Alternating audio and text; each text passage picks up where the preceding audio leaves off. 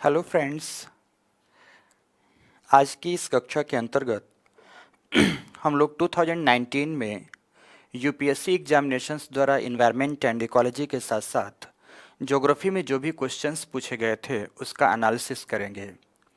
Analysis तो questions के स्तर पर करेंगे ही, ये भी समझने का प्रयास करेंगे कि ज्योग्राफी इन्वायरमेंट एंड इकोलॉजी से कितने क्वेश्चंस लगभग आते हैं प्रत्येक वर्ष। दूसरी बात, इसमें हम यह भी समझने का प्रयास करेंगे कि fundamentals geography, fundamentals environment and ecology के अलावा करंट से रिलेटेड चीज़ें कितनी पूछी जाती हैं। इन तमाम चीज़ों का अध्ययन आज हम इन क्वेश्चंस एनालिसिस के अंतर्गत करेंगे। मित्रों, 2019 के अंतर्गत अर्थात लास्ट जो हमारा यूपीएससी एग्जामिनेशन हुआ था, अगर उसके अंतर्गत हम प्रश्नों के प्रारूप को देखें तो हमें लगभग इस सेक्शन से जुड़े हुए 23 क्वेश्चंस मिलते हैं। आउट ऑफ 100 क्वेश्चंस आप देखते हैं कि 23 questions geography, environment and ecology से ही पूछे गए हैं। आज हम प्रत्येक क्वेश्चंस में से क्रमवार एक एक क्वेश्चंस का एनालिसिस करेंगे और देखेंगे कि यूपीएससी किस तरह से कॉन्सेप्चुअल क्वेश्चंस पर अधिक जोर देता है या फैक्चुअल क्वेश्चंस पर। यह भी समझने का प्रयास करेंगे कि फैक्ट्स एवं कॉन्सेप्ट्स दोनों का पार्टिसिपेशन कितना रहता है। इन तमाम बातों को ध्यान देना है मित्रों। चलिए तो हम लोग क्वेश्चंस स्टार्ट करते हैं। 2019 में आया हुआ यूपीएससी का प्रथम प्रश्न ध्यान रखेंगे, अगर आप किसी भी सेट से मिलाएंगे तो सेट से क्वेश्चंस नहीं मिलेंगे। किसी भी सेट से संबंधित हो सकते हैं, परंतु उस साल या उस वर्ष में आए हुए प्रत्येक प्रश्न आपके यहाँ पे स्लाइड्स पे दिए हुए होंगे, है ना। स्लाइड्स में हम क्वेश्चंस को पढ़ेंगे, क्वेश्चंस को ठीक प्रकार से समझने की कोशिश करेंगे और तब उसका आंसर निकालेंगे। कुछ इस प्रारूप में इसका अध्ययन करना है हमें।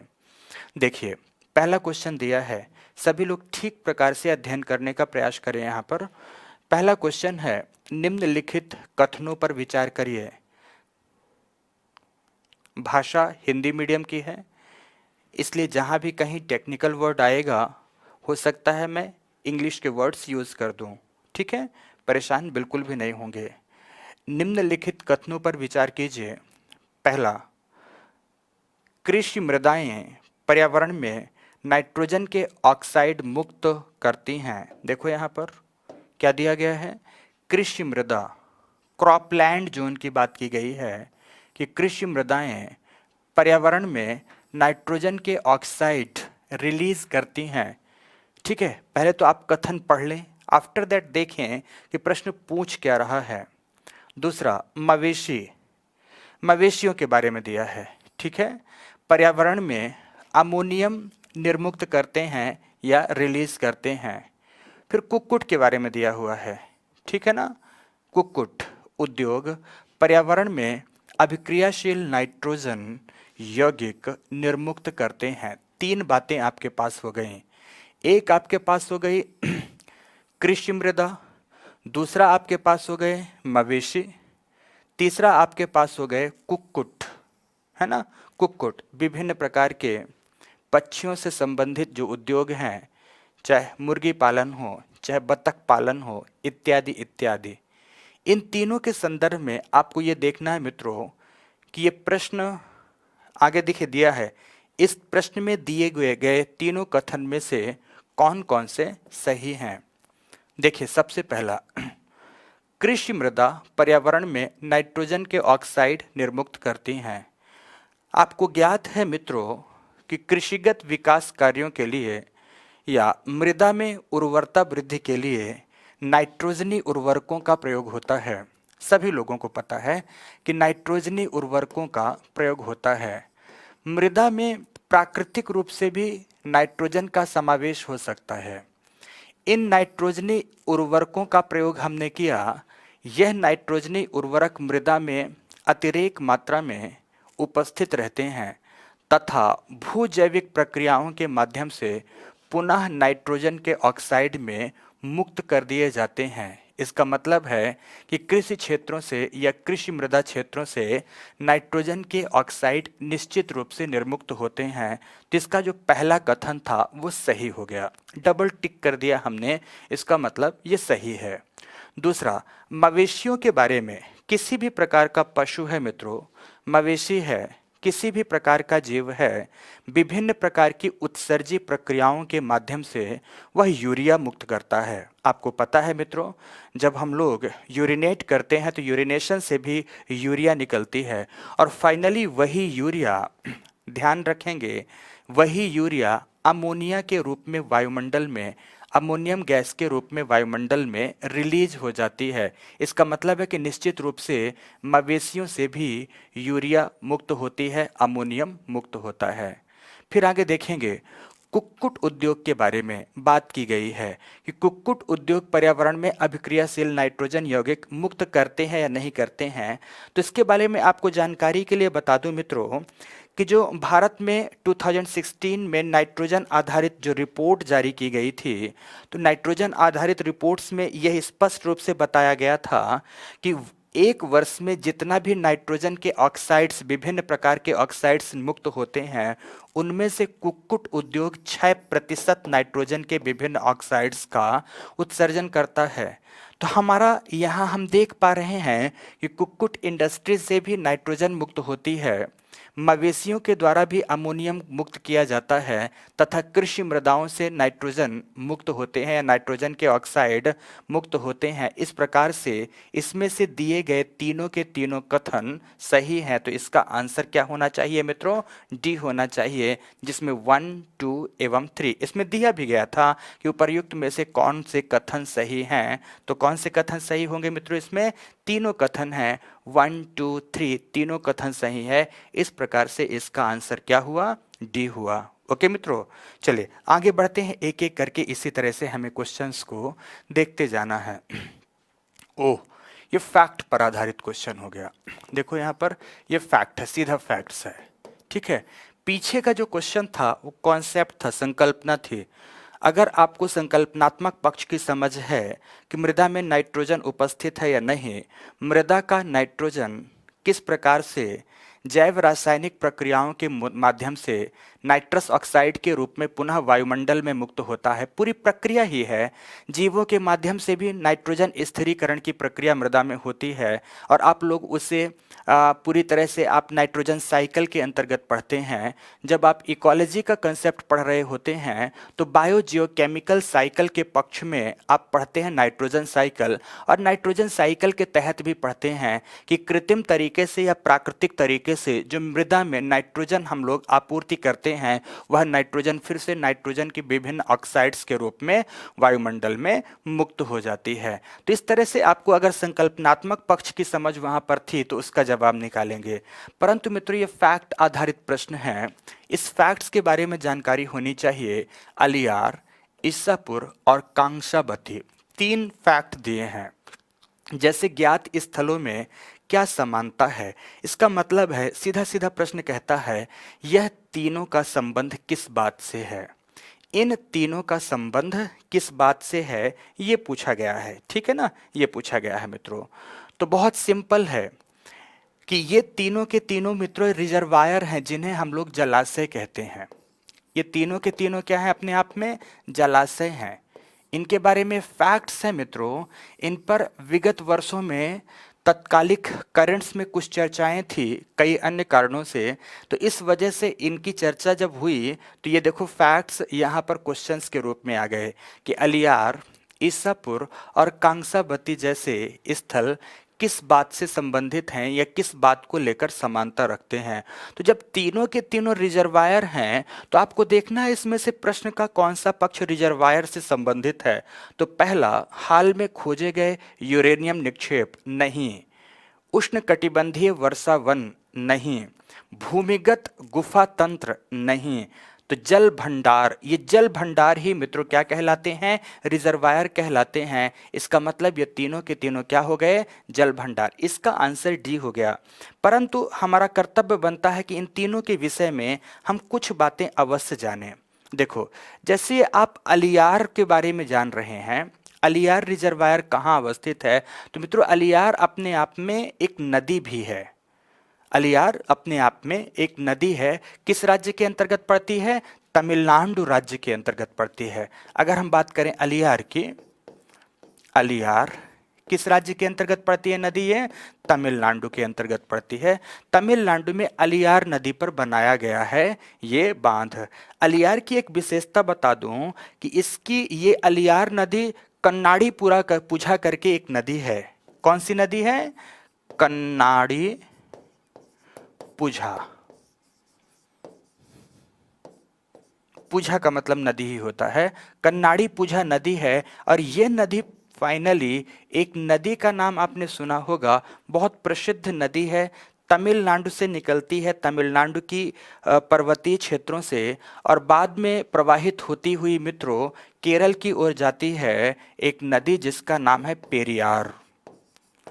क्या नाम है? पेरियार। तो देखो, अलियार नदी कन्नाड़ी पुझा नदी में मिलती है, कन्नाड़ी पुझा पेरियार में मिलती है, और यही पेरियार नदी तमिलनाडु से केरल राज्य होते हुए वेम्बनाड नदी में अपना जल विसर्जित कर देती है।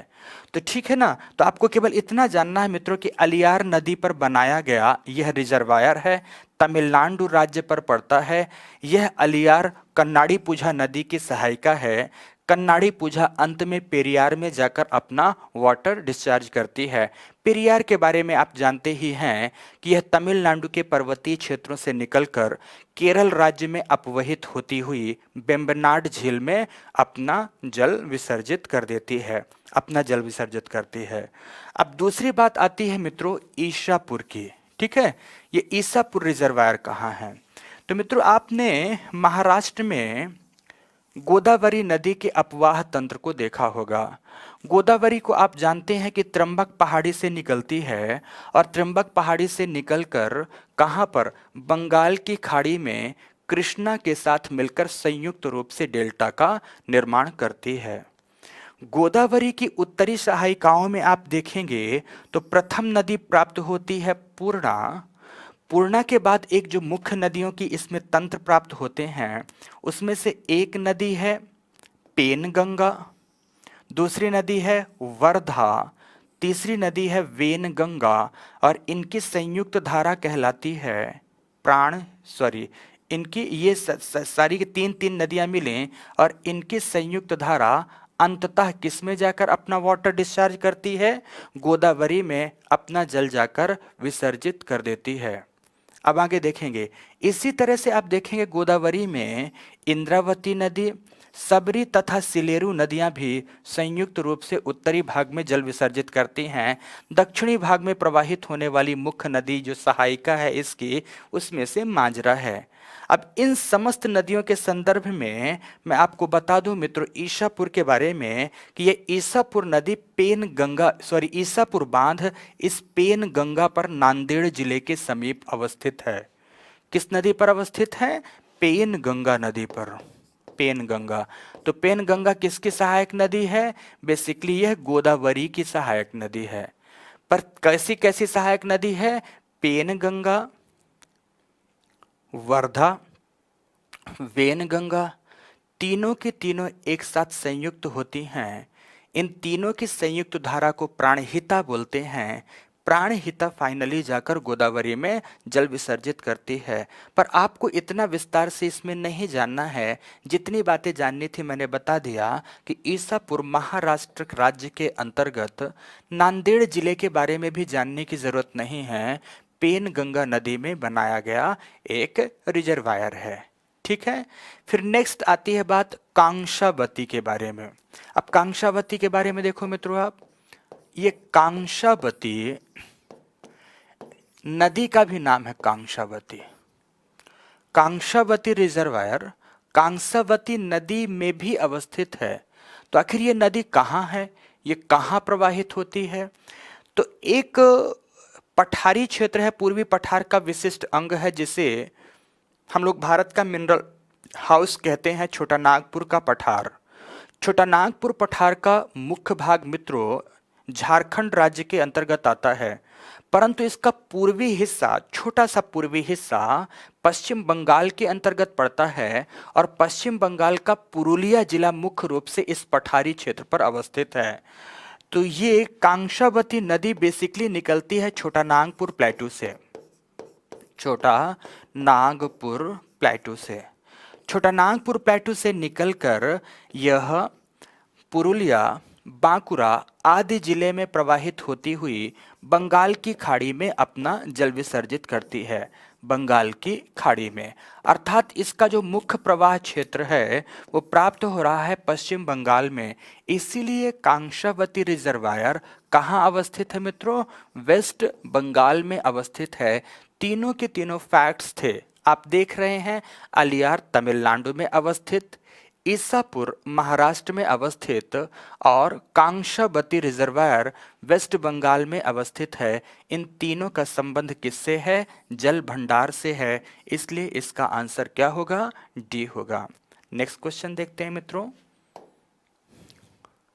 Yes, third question. सार्वजनिक परिवहन में करंट से रिलेटेड ये प्रश्न है मित्रों। करंट से रिलेटेड है, ठीक प्रकार से प्रश्न को देखेंगे।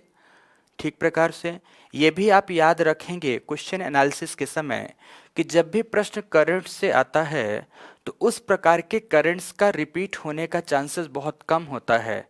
लेकिन जब वो चीज़ करंट्स पर आई है तो आखिर उसे क्यों सम्मिलित किया गया है, इसे समझना बहुत आवश्यक होता है। सपोज इसी के बारे में आ गया, अभी तक आप लोगों ने सीएनजी का नाम आपने सुना होगा। सीएनजी का नाम सुना होगा, कंप्रेस्ड नेचुरल गैस, जो कि मोटर वाहनों में प्रयोग की जाती है ताकि पर्यावरणीय प्रदूषणों को कम किया जा सके। प्रश्न अभी हमने नहीं पढ़ा, अभी प्रश्न पढ़कर आपको सुनाता हूं। परंतु आखिर जो ये संवर्धित सीएनजी है, तो संवर्धन सीएनजी में मिलाया क्या गया है? संवर्धन किस बात का किया गया है? तो हाइड्रोजन मिलाया गया है। हाइड्रोजन संवर्धित सीएनजी की बात की गई है इस प्रश्न में, और उसके बारे में जो प्रश्न बनाया गया है मित्रों, मैं इसलिए इस प्रश्न को पढ़े बिना ही बता दिया क्योंकि पीछे के वर्षों में काफी चर्चा में रहा है। वैसे भी जब से हाइड्रोजन ईंधन की बात की जाने लगी है तो हाइड्रोजन का एक्सपेरिमेंट्स इंजन में किए जाने के लिए बहुत अधिक मात्रा में विभिन्न प्रकार की कंपनियां प्रयोग में लगी हुई हैं। पर इस क्वेश्चन के संदर्भ में देखो ये क्या कहता है कि सार्वजनिक परिवहन में बसों के लिए, कलर चेंज करें पहले पेन का, सार्वजनिक परिवहन में बसों के लिए ईंधन के रूप में देखो यहां पर हाइड्रोजन संवर्धित सीएनजी। बस आपका प्रश्न मेन रूप से ये है, हाइड्रोजन संवर्धित सीएनजी किस में प्रयोग करना है? बसों में, अर्थात सार्वजनिक वाहनों में इस्तेमाल करने के प्रस्ताव के संदर्भ में निम्नलिखित कथनों पर विचार करिए। इसमें दिए गए समस्त कथनों पर मित्रों हमें क्या करना है? विचार करना है। ठीक है ना, विचार करना है। तो पहला कथन है वही, हाइड्रोजन संवर्धित सीएनजी के उपयोग का मुख्य लाभ, ध्यान से, कार्बन मोनोऑक्साइड के उत्सर्जनों का विलोपन है। अर्थात कार्बन डाइऑक्साइड मुक्त ना हो या पूरी तरह से समाप्त हो जाए, कार्बन मोनोऑक्साइड का इतना अधिक कंबशन हो जाए या दहन हो जाए कि इसकी मात्रा बिल्कुल भी मुक्त ना हो, ऐसा इससे लाभ प्राप्त होता है। प्रश्न ऐसा कह रहा है या नहीं वो तो एक अलग बात है। मित्रों दूसरा इसमें पॉइंट जो दिया है, ईंधन के रूप में संवर्धित hydrogen CNG carbon dioxide hydrocarbon उत्सर्जनों को कम करता है, दूसरी बात दी गई। तीसरी बात, बसों के लिए ईंधन के रूप में सीएनजी के साथ साथ हाइड्रोजन को आयतन के आधार पर 5वें हिस्से तक मिलाया जा सकता है। चौथी बात दी गई है, सीएनजी की अपेक्षा HCNG ईंधन को कम खर्चीला बनाती है। मित्रों इसमें बहुत ही आसानी से देखना है और समझने की कोशिश करना है कि क्या यह कह रहा है प्रश्न। इसकी उपयोगिता बता देता हूं मैं। ये जो हाइड्रोजन संवर्धित सीएनजी है, जब हम इसका प्रयोग करते हैं तो इसके प्रयोग से लाभ क्या प्राप्त होता है मित्रों, इसे समझो कि ये जो कंबशन है, कंबशन प्रक्रिया को और अधिक बढ़ा देता है। इसकी उपयोगिता क्या होती है कि यह दहन प्रक्रिया को, कंबशन प्रक्रिया को और तीव्र कर देता है।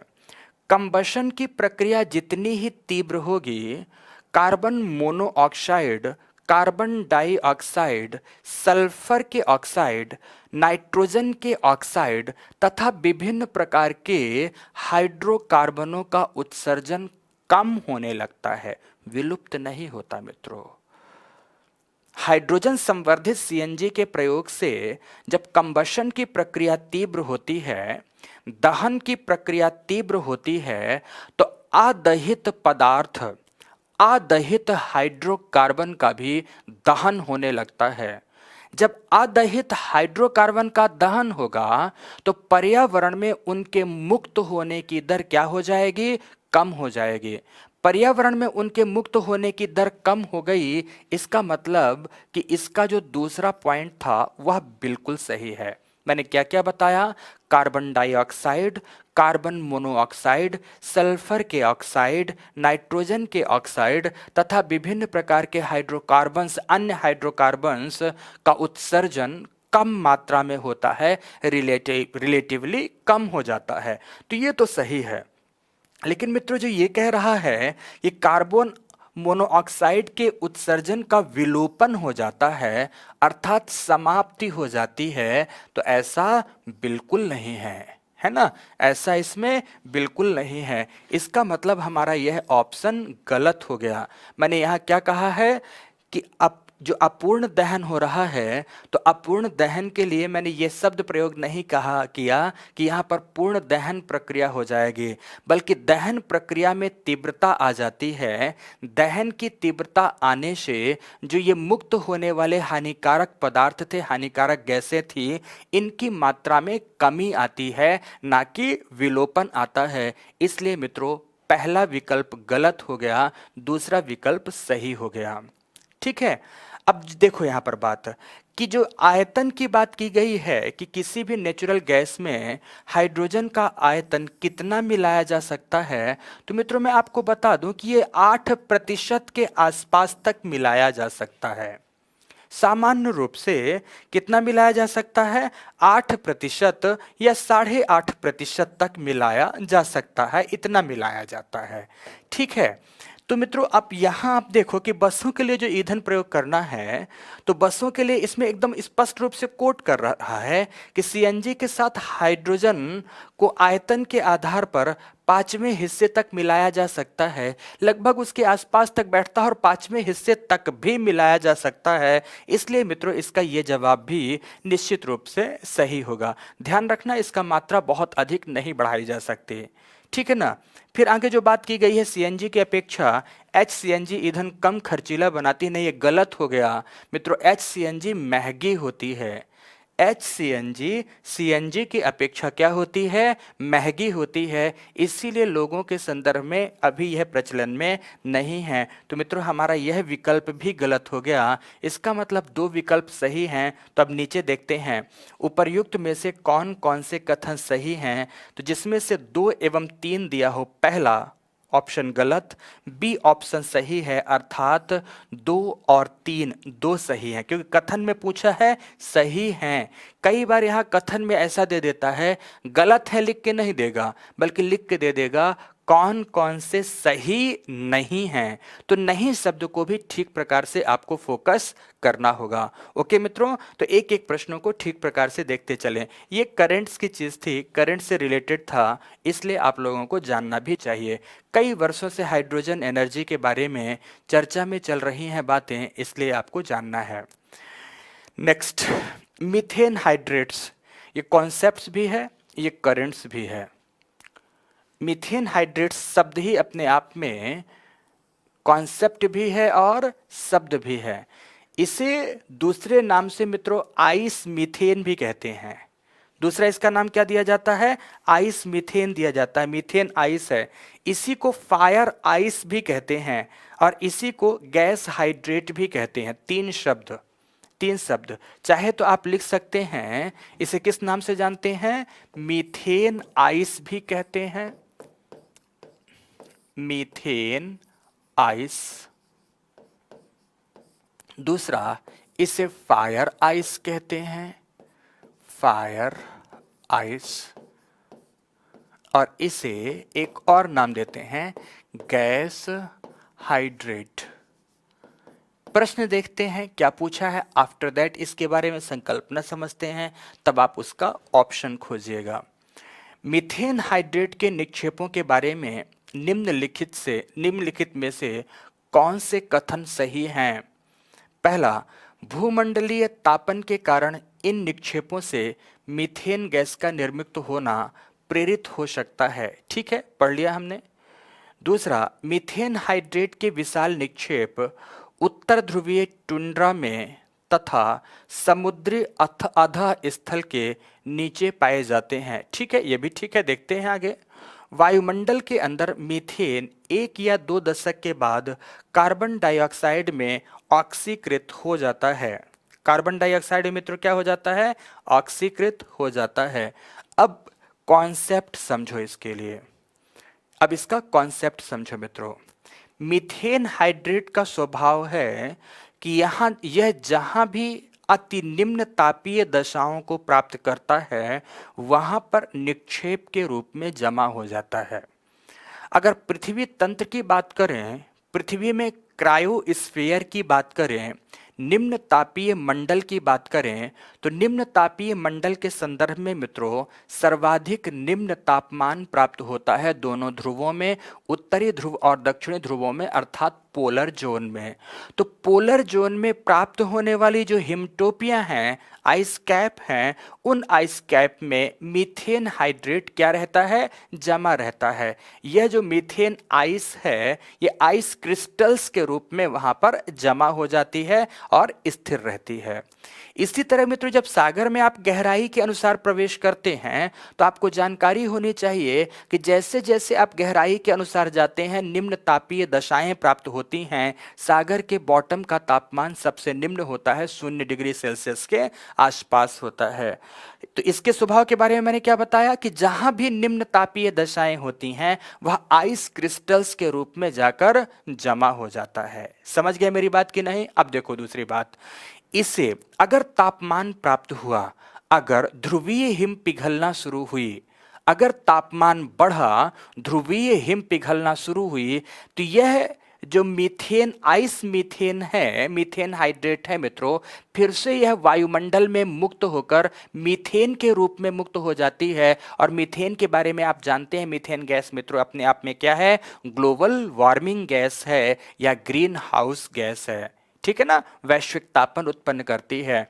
और यह भी बात मित्रों इसके बारे में सही है, इसके बारे में सही है कि यह मीथेन अगर वायुमंडल में अधिक समय तक पड़ी रहती है, अधिक समय तक पड़ी रहती है, तो विभिन्न ऑक्सीकरण की प्रक्रियाओं के माध्यम से यह कार्बन डाइऑक्साइड के रूप में ऑक्सीकृत हो जाती है। यह भी बात इसके बारे में सत्य है। तो जब हम इसके बारे में संकल्पना के रूप में जानते हैं कि इसका स्वभाव ऐसा है, तो तीनों के तीनों ऑप्शन पढ़ने की कोशिश करते हैं। भूमंडलीय तापन के कारण इन निक्षेपों से मीथेन गैस का निर्मुक्त होना प्रेरित हो सकता है। अभी हमने समझा यही बात कि अगर आइस मीथेन या मीथेन आइस क्रिस्टल्स ध्रुवीय प्रदेशों में जमा हैं, अगर ग्लोबल वार्मिंग हुआ, वैश्विक तापन हुआ, तो ध्रुवीय प्रदेशों की हिम पिघली और ध्रुवीय प्रदेशों की हिम पिघलने के साथ ही आइस क्रिस्टल्स के रूप में जो जमा मीथेन है वह वायुमंडल में मुक्त हो जाती है। इसका मतलब कि पहला हमारा दिया गया ऑप्शन एकदम सही है। दूसरे ऑप्शन को देखो, मीथेन हाइड्रेट के विशाल निक्षेप उत्तर ध्रुवीय टुंड्रा में तथा समुद्र अधः स्थल के नीचे, ये समुद्र अधः स्थल मतलब निचले स्तंभ, बॉटम की बात की जाती है, कि नीचे पाए जाते हैं। तो मित्रों यह भी हमारा ऑप्शन सही हो गया, क्योंकि हमने बताया कि दोनों पोलर रीजन की हिमटोपियों में प्राप्त होते हैं तथा सागर में जब गहराई के अनुसार जाते हैं तो तापमान निरंतर गिरता है, 0 डिग्री के आसपास तापमान की प्राप्ति होती है। उस तापीय दशा में भी इसकी प्राप्ति होती है। तो समुद्र अधः स्थल के नीचे भी इनकी प्राप्ति होती है। फिर नेक्स्ट है, वायुमंडल के अंदर मीथेन 1 या 2 दशकों के बाद कार्बन डाइऑक्साइड में ऑक्सीकृत होती है। ये also this one is true. इसका मतलब हो गया कि इसके तीनों ऑप्शन सही हैं। तो अब देखते हैं विकल्प में किसमें से तीनों सही हैं। ए 1 एवं 2, बी 2 एवं 3, सी 1 एवं 3, डी में दिया है 1 2 3। इसका मतलब कि इसका ऑप्शन कौन सा होगा सही?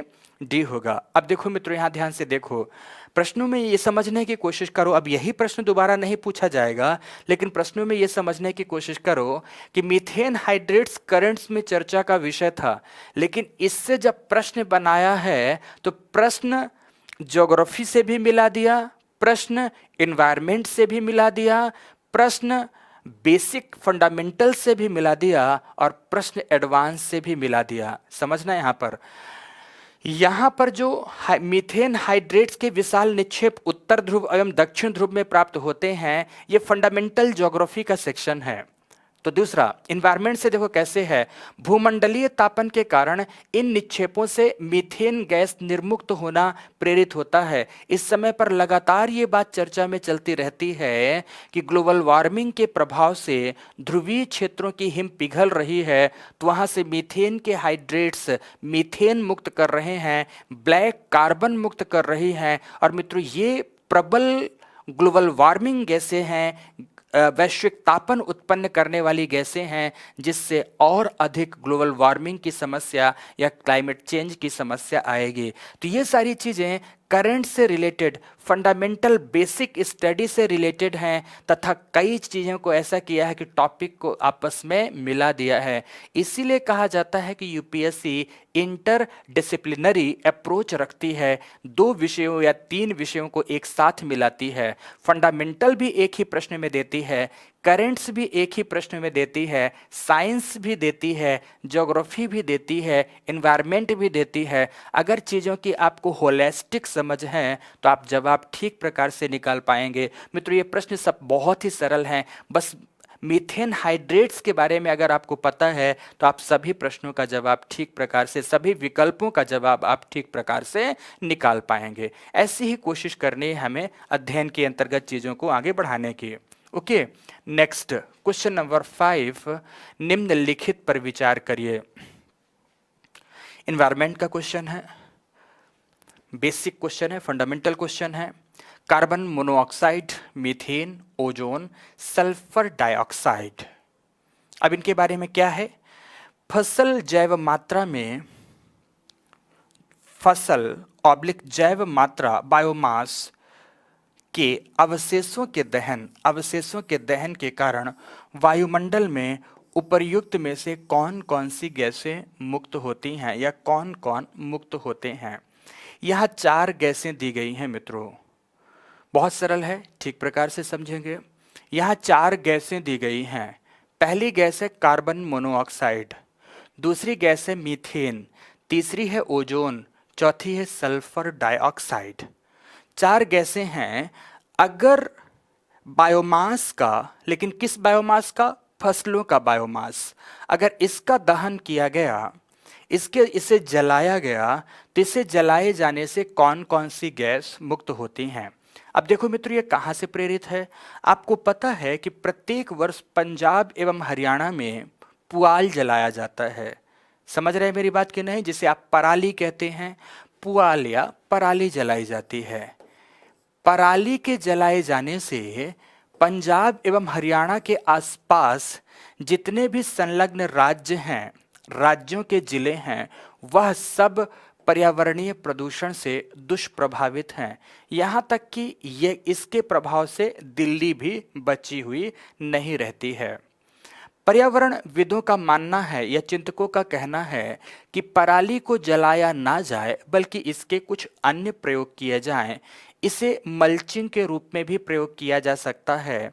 इसे फिर से बायो कंपोस्ट बनाए जाने के रूप में प्रयोग किया जा सकता है। जैव उर्वरक इससे विभिन्न प्रकार से बनाए जा सकते हैं। कंपोस्ट बनाने का बहुत ही अच्छा ये साधन हो सकता है, इत्यादि इत्यादि बातें की जाती हैं। लेकिन अभी भी किसान मित्रों अत्यधिक मात्रा में पराली को जलाता है और वायुमंडल में इन प्रदूषकों को मुक्त करता है। तो मित्रों आपको 2 बातें बता दें कि जैसे ही इसे जलाया गया तो कार्बन मोनोऑक्साइड, कार्बन डाइऑक्साइड तथा सल्फर के ऑक्साइड यह तो प्रत्यक्ष रूप से मुक्त होते हैं। ये कैसे मुक्त होते हैं, डायरेक्ट। अगर डायरेक्ट देखेंगे तो इस प्रश्न का जवाब होना चाहिए 1 और 4, आंसर आ गया सी। लेकिन ध्यान से देखना, जब वायुमंडल में कार्बन डाइऑक्साइड मुक्त होती है, जब वायुमंडल में नाइट्रोजन के ऑक्साइड मुक्त होते हैं, ध्यान रखना, जैसे ही आप जलाएंगे नाइट्रोजन के ऑक्साइड, कार्बन के ऑक्साइड मुक्त होंगे, सल्फर के ऑक्साइड मुक्त होंगे, जिसमें से दो विकल्प आपके दिए हैं। कार्बन के ऑक्साइड में कार्बन मोनोऑक्साइड, सल्फर के ऑक्साइड में सल्फर डाइऑक्साइड दिया गया है यहाँ पर। ठीक है ना मित्रों? ओके, तो ये तो डायरेक्ट रूप से मुक्त होते हैं, कार्बन डाइऑक्साइड भी मुक्त होता है, नाइट्रस ऑक्साइड भी मुक्त होता है। मीथेन के बारे में जहां तक बात आती है तो मीथेन मित्रों जैविक क्रियाओं से मुक्त होता है, प्रत्यक्ष रूप से। मीथेन कैसे मुक्त होता है? जैविक क्रियाओं से, जैव रासायनिक प्रक्रियाओं से मुक्त होता है। और जब ओजोन की बात आती है तो ओजोन के बारे में आप सभी को ज्ञात होना चाहिए कि यह क्षोभ मंडल में सेकेंडरी पॉल्यूटेंट का काम करता है। यह प्राथमिक प्रदूषक नहीं है बल्कि द्वितीयक प्रदूषक है। अगर आप प्रत्यक्ष रूप से डायरेक्टली पराली जलाते हैं या फसल के जैव अवशेषों को जलाते हैं तो प्रत्यक्ष रूप से ओजोन मुक्त नहीं होगी। मीथेन मुक्त जैव क्रियाओं से, जैविक क्रियाओं से हो भी सकती है, समझ रहे हैं मेरी बात कि नहीं? पर मुख्य रूप से तो यह सब मुक्त हुए। पर ओजोन कैसे मुक्त होती है, ध्यान से समझना कि सूर्य प्रकाश की उपस्थिति में जब पराली के जलाए जाने से मुक्त होते हैं नाइट्रोजन के ऑक्साइड, तो वह वोलाटाइल ऑर्गेनिक कंपाउंड से क्रिया करते हैं, जिसको बोलते हैं VOC।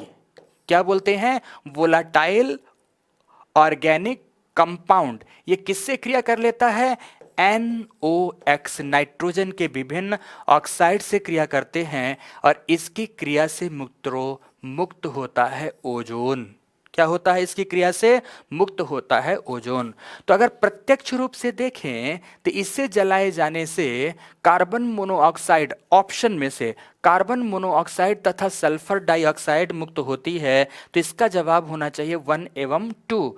परंतु इनडायरेक्टली इसका रिलेशन मीथेन एवं ओजोन से भी है। ध्यान रखेंगे, ओजोन सेकेंडरी पॉल्यूटेंट है। ओजोन भी अपने आप में ग्रीन हाउस गैस है, पर इसे रोकने के लिए क्योटो प्रोटोकॉल में इसे इसलिए नहीं शामिल किया गया कि यह प्राथमिक पॉल्यूटेंट नहीं है, यह सोर्स पॉइंट से नहीं निकलता, बल्कि सोर्स पॉइंट से निकले हुए अन्य प्रदूषकों की फोटो रासायनिक क्रियाओं के परिणाम स्वरूप मुक्त होता है। इसीलिए अगर इसके मूल प्रदूषक उत्सर्जित ना हो या उनके उत्सर्जन की मात्रा को कम कर दिया जाए तो ओजोन की मात्रा ऑलरेडी ही क्या हो जाएगी मित्रों? नियंत्रित हो जाएगी।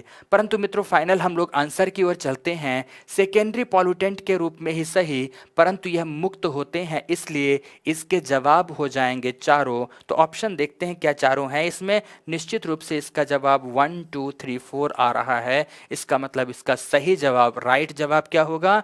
डी होगा। ध्यान रखना है, जब भी प्रश्नों को देखें तो प्रश्नों को देखकर केवल प्राइमा फेसी, इस प्रश्न से आपको क्या सीखना है कि केवल प्रश्न को देखकर सीधा तुरंत जवाब लगाने की कोशिश नहीं करेंगे। प्रश्न जब भी संकल्पना आधारित हो तो संकल्पना के प्रत्येक पक्षों को समझने की कोशिश करेंगे, प्रत्येक पक्षों को समझें, प्रत्येक पक्षों को जानें, ऑप्शन से उसे टैली करें, तब जवाब निकालें तो आपका जवाब मित्रों क्या होगा? सही आएगा, अन्यथा त्रुटि हो सकती है। समझ रहे हैं ना? अगर डायरेक्ट आपने देखा, प्रत्यक्ष रूप से देखा तो कार्बन डाइऑक्साइड, सल्फर डाइऑक्साइड भी निकला। इनडायरेक्ट रूप में आपने देखा तो मीथेन तथा ओजोन गैसें भी मुक्त होती हैं। इसका मतलब इसका जवाब क्या होना चाहिए? 5 होना चाहिए। ओके सॉरी, इसका जवाब डी होना चाहिए, जिसके जवाब चारों सही हैं। तो नेक्स्ट मित्रों, नेक्स्ट है ओके फिर से फैक्ट्स रिलेटेड आ गया क्वेश्चन, ज्योग्राफी से है और ज्योग्राफी में मैपिंग से क्वेश्चन है। ये जिसकी मैपिंग बेहतर होगी वो ठीक प्रकार से इसका जवाब निकाल पाएगा, जिसकी मैपिंग ठीक नहीं है वह इसका जवाब कदापि भी नहीं निकाल पाएगा। ओह, एक तो सीधा सीधा आपको दिख गया सीरिया, ये सारिया नहीं है, ये सीरिया है। सीरिया के बारे में ध्यान रखना मित्रों, सीरिया का संबंध लाल सागर से नहीं है, सीरिया भूमध्य सागर से जुड़ा हुआ है। सीरिया का बनियास बंदरगाह याद कर पा रहे हो? सबसे बड़ा बंदरगाह में से बनियास बंदरगाह सीरिया का कहाँ पर अवस्थित है? भूमध्य सागर तट पर अवस्थित है। लाल सागर तट पर सीरिया अवस्थित नहीं है। ये भी आपको जानना चाहिए, लाल सागर के अगर पूर्वी तटीय क्षेत्रों में आप देखेंगे तो लाल सागर का पूर्वी तटीय क्षेत्र किससे संलग्न है? सऊदी अरेबिया से जुड़ा हुआ है, सऊदी अरब से जुड़ा हुआ है। यहाँ यह बात अवश्य आपको जान लेनी चाहिए कि रिवर ऑफ गैलीली के माध्यम से एक नदी है, रिवर ऑफ गैलीली के माध्यम से इजराइल तथा जॉर्डन भी लाल सागर से जुड़ा है। पर लाल सागर से डायरेक्ट ना तो जॉर्डन जुड़ा हुआ है, जॉर्डन को वैसे भी लैंडलॉक्ड कंट्री कहा जाता है वेस्ट एशिया में। इजराइल का तटीय क्षेत्र, इजराइल देखेंगे आप, इजराइल के उत्तर में आप लेबनान देखेंगे, लेबनान से उत्तर में आप सीरिया देखेंगे, जिनका संबंध भूमध्य सागर से है, ना कि लाल सागर से है। इसी तरह से लाल सागर के अगर पश्चिमी तट पर देखेंगे तो पश्चिमी तट पर आपको इजिप्ट मिलेगा मित्रों, सूडान का तटवर्ती क्षेत्र मिलेगा, इरिट्रिया का तटवर्ती क्षेत्र मिलेगा, तथा इरिट्रिया के साथ यहां पर आप देखोगे लाल सागर बाब अल मंडेब जलसंधि द्वारा अदन की खाड़ी से जुड़ती है। तो बाब अल मंडेब जलसंधि में जिबूती नामक देश अवस्थित है। इसका मतलब कि यह जवाब तो एटलीस्ट गलत हो गया। मेडिटेरेनियन सी के बारे में चौथा जो जवाब दिया गया है, टैली करना है आपको। मेडिटेरेनियन सी भूमध्य सागर से मोरक्को बिल्कुल सीमाएं जुड़ती हैं। अगर एक तरफ से आप देखेंगे तो मिस्र, लीबिया, अल्जीरिया, ट्यूनीसिया एवं मोरक्को। अफ्रीका में किसकी किसकी सीमाएं मिलती हैं? तो मिस्र, ध्यान रखेंगे, मिस्र, लीबिया, अल्जीरिया, ट्यूनीशिया एवं मोरक्को, इन देशों की सीमाएं किससे जुड़ रही हैं? भूमध्य सागर से जुड़ रही हैं। तो आपको एक जवाब मिल रहा है मोरक्को। ये जवाब आपका यहां पर सही हो गया, तो एक जवाब सही मिला। कैस्पियन सागर के तट पर कौन अवस्थित है? तो इसका एक फॉर्मूला है मित्रों, कटियार। क्या है? Katiyar. Kazakhstan, Turkmenistan, Iran, Azerbaijan and Russia. इसका मतलब कजाकिस्तान मिल ही गया आपका। इसका मतलब क्या मिल गया? कजाकिस्तान। तो ये भी आपका ऑप्शन सही हो गया। बात आती है ब्लैक सी। ब्लैक सी में क्रोएशिया जो दिया है मित्रों, फिर से ये गलत हो गया। अगर ब्लैक सी के तटवर्ती क्षेत्र में देखेंगे तो उत्तर में यूक्रेन है, उत्तर से लेकर पूर्व तक रशिया है। ठीक है, रशिया है मित्रों। तो उत्तर से पूर्व तक आपको मिल गया रशिया, और उसके बाद आपको मिलेगा यहाँ पर मिलेगा मित्रों एक और मिलता है, जॉर्जिया कंट्री मिलता है। तो देखो, यूक्रेन हो गया, यूक्रेन के बाद रशिया हो गया, रशिया के बाद तीन आप जानते हैं यहाँ पर कॉकेसस कंट्री हैं, Georgia, Armenia, Azerbaijan. Georgia, Armenia, Azerbaijan. तो जॉर्जिया तट पर है काला सागर के। फिर उसके बाद आप टर्की का तटवर्ती क्षेत्र देखेंगे, टर्की का है, फिर बुल्गारिया का है, फिर रोमानिया का है। एक तरफ से आप देखो, अगर यूरोप में चलो तो यूरोप में बुल्गारिया, रोमानिया, रोमानिया के बाद आप सीधे मुड़ते हुए उत्तर की ओर जाएंगे तो यूक्रेन, फिर रशिया आ जाता है। एशियाई कंट्री में अगर आप देखेंगे तो यहाँ पर कौन कौन से पड़ जाते हैं, यहाँ पर कौन कौन से मिल जाएंगे मित्रों इसमें? तो एक मिल जाता है जॉर्जिया तथा दूसरा मिल जाता है टर्की। इन देशों की सीमाएं किससे जुड़ती हैं? काला सागर से जुड़ती हैं। इसका मतलब क्रोएशिया का संबंध इससे नहीं है। एड्रियाटिक सागर के बारे में आप देखेंगे तो एड्रियाटिक सागर के पूर्व की ओर इटली का पेनिनसुला है। पूर्व की ओर एड्रियाटिक सागर में पूरा इटालियन पेनिनसुला है। पूर्व से लेकर उत्तर तक इटालियन पेनिनसुला चला गया है। सॉरी, पश्चिमी भाग में एड्रियाटिक सागर के पश्चिम में देखेंगे तो पश्चिम की ओर आप मैपिंग में जाकर मित्रों देखिएगा, ये मैपिंग का क्वेश्चन है। यहाँ पर इटली का क्षेत्र ऊपर तक चला गया है, और आप देखेंगे कि उत्तरी भाग में वेनिस नगर अवस्थित है। किसका वेनिस नगर? इटली का। और यहीं पर पो रिवर अपना वाटर डिस्चार्ज कर रही है एड्रियाटिक सागर में। आफ्टर दैट, उसके बाद आप देखें कि एड्रियाटिक सागर का जो पूर्वी तट है यूगोस्लावियन कोस्ट के नाम से जाना जाता है। पहले जो ये पूरा प्रायद्वीपीय क्षेत्र था वो युगोस्लाविया था, परंतु बहुत सारा एथनिक ग्रुप निवास करने के कारण वहां पर बहुत सारे छोटे छोटे देश बन गए हैं। जैसे जैसे बोस्निया हर्जेगोविना नामक देश है। बहुत सारे देशों में मित्रों आप देखते चले अगर, तो वहां पर मित्रों वहां पर स्लोवानिया मिलेगा, क्रोएशिया मिलेगा, बोस्निया हर्जेगोविना मिलेगा, मॉन्टेनेग्रो मिलेगा, ग्रीस मिलेगा तथा अल्बानिया मिलेगा। तो इसमें एक ऑप्शन के रूप में आपका दिया है अल्बानिया। इसका मतलब एड्रियाटिक सागर का तटवर्ती क्षेत्र अल्बानिया से भी संलग्न होता है। तो इसके जवाब में 1, 3, 4 आपके पास ये सही है। तो ये कहां पर विकल्प है? बी में विकल्प सही है। इसका मतलब कि इसका जवाब 1, 3, 4 आंसर बी होगा। यह फैक्ट्स आधारित था, वर्ल्ड मैपिंग से संबंधित था मित्रों। और आपको ये जानकारी होनी चाहिए कि जब भी आप ज्योग्राफी पढ़ेंगे तो वर्ल्ड मैपिंग से प्रत्येक वर्ष 1 या 2 प्रश्न अवश्य ही पूछे जाते हैं। इसलिए ठीक ठीक प्रकार से मैपिंग करेंगे। और मैपिंग केवल फोटो में देखकर नहीं करेंगे, बल्कि एटलस में मैपिंग करने की कोशिश करेंगे, जिससे एटलस आपके मन मस्तिष्क में बैठता चला जाए और आपके पास जवाब ठीक से निकल आए। अब दोबारा ऐसा तो नहीं कि आपसे यही क्षेत्र पूछेगा, कोई दूसरा क्षेत्र पूछ सकता है, वहां की महत्वपूर्ण अवस्थितियों से आपको जानकारी पूछ सकता है और उसके जवाब आपको ठीक से देने होंगे। फिर से एक फैक्ट्स पूछ लिया मित्रों, फिर से एक फैक्ट्स कि निम्नलिखित में से कौन सा देश पिछले 5 वर्षों के दौरान विश्व में चावल का सबसे बड़ा निर्यातक रहा है। एक ही फैक्ट पूछा है, तो विश्व में चावल का सबसे बड़ा निर्यातक इसमें से कौन सा रहा है? तो आपको पता है 2019 का भी डेटा अगर आप देखेंगे तो इसमें से भारत प्रथम स्थान पर है। निर्यात में भारत प्रथम स्थान पर बना हुआ है। आपको ये फैक्ट्स याद होना चाहिए। पिछले लगातार कई वर्षों से भारत प्रथम स्थान पर है। फिर इसके बाद थाईलैंड है मित्रों, इसमें थाईलैंड है। इसके बाद मित्रों यूएसए है, यूएसए। आफ्टर दैट वियतनाम है, वियतनाम है। और एक बात जानो, म्यांमार इसके बाद आएगा।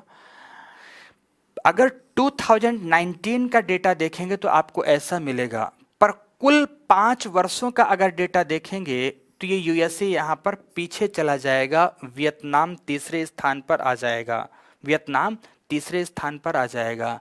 कुल 5 वर्षों के डेटा में या आंकड़े में ध्यान रखेंगे, वियतनाम के बाद पाकिस्तान का भी नाम रहता है। तो पहला हो गया भारत, दूसरा हो गया थाईलैंड, तीसरा हो गया वियतनाम, चौथा हो गया पाकिस्तान तथा 5वां हो गया यूएसए। निर्यात की बात चल रही है, निर्यात में यूएसए का स्थान 5वें में चला गया। 2019 के आंकड़े में यूएसए 3rd पोजीशन पर रहा है, ठीक है, 2019 पर आपसे एक ही जवाब पूछा है कि भारत किस स्थान, मतलब विश्व में प्रथम स्थान किसका रहा है, सबसे बड़ा निर्यातक कौन रहा है, तो आपके लिए सीधा सीधा जवाब मिल गया भारत। तो आपको इतना कहीं दिमाग लगाने की जरूरत इस प्रश्न में शेष बची ही नहीं है। यह भी इकोनॉमिक ज्योग्राफी से है, वर्ल्ड इकोनॉमिक ज्योग्राफी से है और फैक्ट्स आधारित है, सीधा फैक्ट्स है। ओके मित्रों, इंडियन ज्योग्राफी का ये प्रश्न देखिए आप, क्योंकि मैंने आपको बताया था कि ज्योग्राफी एनवायरनमेंट एंड इकोलॉजी का डिस्कशन है। कभी भी एनवायरनमेंट एंड इकोलॉजी को ज्योग्राफी से अलग करके मत देखिएगा, क्योंकि एनवायरनमेंट एंड इकोलॉजी मित्रों ज्योग्राफी का ही एक ब्रांच है ना। ज्योग्राफी के अंतर्गत हमेशा ही इसे जोड़कर पढ़ा जाना चाहिए। तो देखो एक एक के बारे में यहाँ देखने की कोशिश करते हैं। बंदरपूंछ, बंदरपूंछ के बारे में आपको पता होना चाहिए, ये उत्तराखंड में अवस्थित है, उत्तराखंड में है। उत्तराखंड में बंदरपूंछ एक पहाड़ी है जहां पर मित्रों यमुनोत्री ग्लेशियर है। कौन सा ग्लेशियर है? और इस यमुनोत्री ग्लेशियर से ही निकलती है नदी यमुना। इसका मतलब कि अगर इन्हें हम टैली करें तो ये जवाब सही हो गया, ये जवाब सही हो गया। अब चेनाब नदी के बारे में दिया है बाराशिगरी।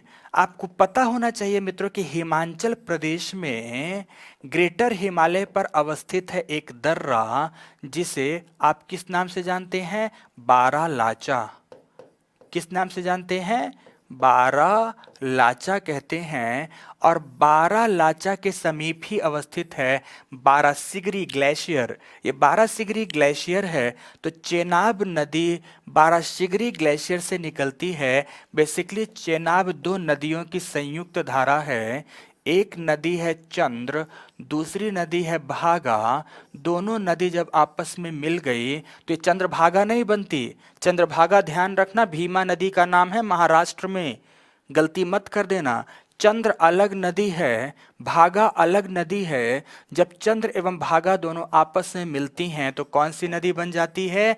चेनाब नदी बनती है। इसका मतलब ये दूसरा ऑप्शन भी आपका सही है। अब बात आता है मिलाम ग्लेशियर की बात है। मिलाम ग्लेशियर, आप नंदा देवी पर्वत को के बारे में आपने नाम सुना होगा।